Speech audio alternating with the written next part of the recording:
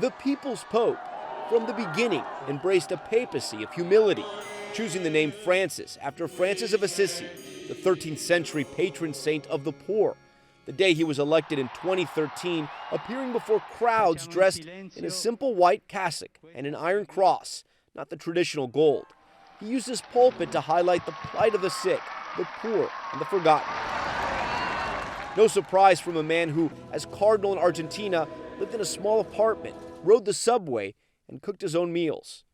He could understand regular people. I'm an ordinary person, an ordinary guy with an extraordinary job. And I think that the message was, I am one of you. He was born Jorge Mario Bergoglio in Buenos Aires, the eldest of 5 children of Italian immigrants. As a young man holding jobs as a bouncer, a janitor, and studying chemistry before entering the seminary. When Pope Benedict retired, Bergoglio was seen as a cardinal whose time had passed, and at 76, too old. But he went on to make history as the first pope from Latin America, and the first in nearly 600 years to follow a retirement. Francis took over a church often at odds with the secular world. He came into the church at a time in which there was tremendous crisis, both internally and externally in terms of its reputation. And he, in a sense, rebranded the Catholic Church. At a time when the church really needed a facelift, he provided it. Just months after his election, saying something revolutionary for a Catholic church leader, that the church must welcome the LGBTQ community.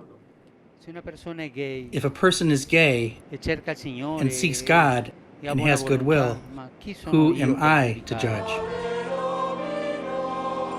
Francis shaped the church leadership tilting more towards the developing world with his appointment of 21 new and diverse cardinals in 2022.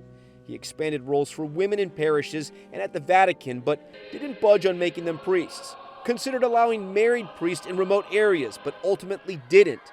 Though he didn't turn away from taking on controversial causes, calling couples who had pets instead of children selfish, and as the first pope to address a joint session of Congress, challenging the U.S. to open its arms to refugees and abolish the death penalty.